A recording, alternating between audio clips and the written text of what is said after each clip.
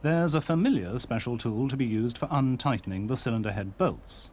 And apart from a bit of muscle, it's a perfectly standard procedure and needs to be done in the order that is detailed in your workshop literature.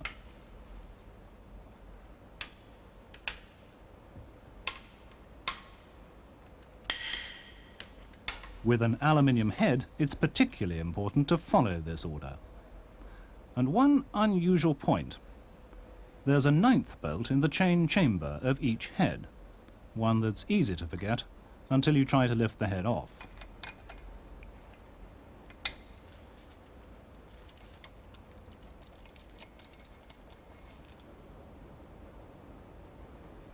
You must also, at this stage, remove the 2 chain guide bolts at the front of each head.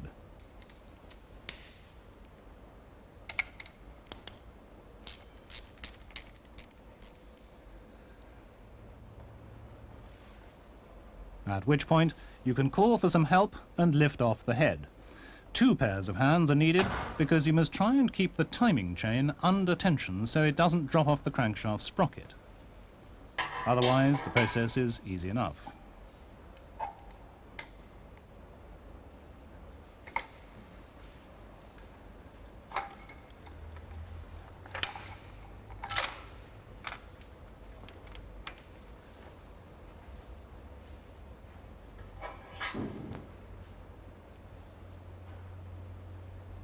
Removal of the 2nd cylinder head is achieved in exactly the same way.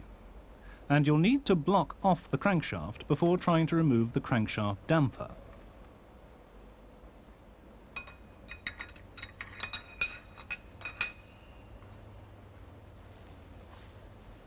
Once this is done, undo the crankshaft damper bolt to remove it and its washer.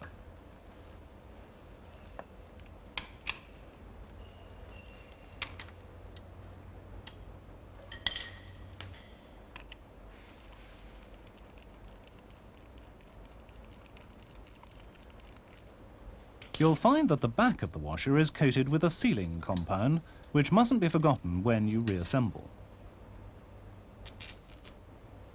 You now replace the damper bolt, but without its washer, and screw it into a point where it's still about 20 millimeters away from being fully seated.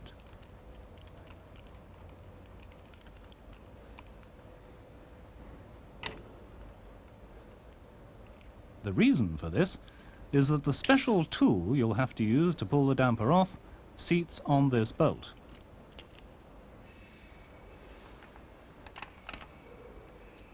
It expands inside the damper so that it grips and enables you to wind the damper off.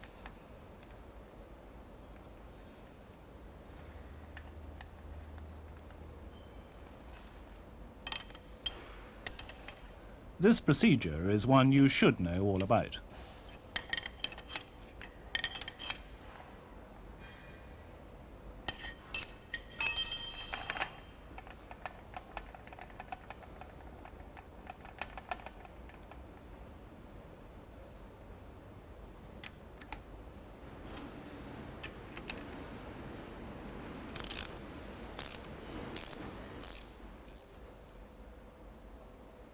The water pump is the same as on the standard V6 engine.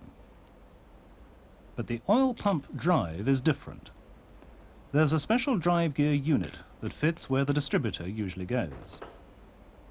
It engages with the oil pump shaft and an intermediate shaft located where you'd normally find the camshaft.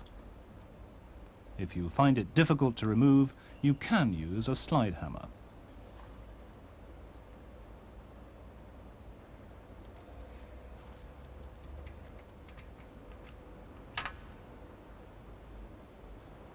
The pistons are new, being graphite coated, each with 4 bells in the crown to accommodate the 4 valves per cylinder. The piston pins and the piston rings are also a new design.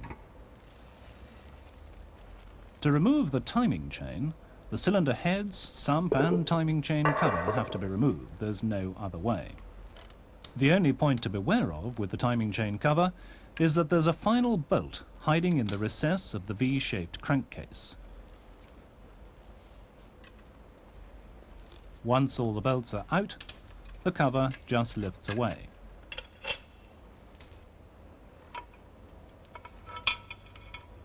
It's worth taking a quick look at the routing of the timing chain because its 2.2-metre length does wind a fairly circuitous path.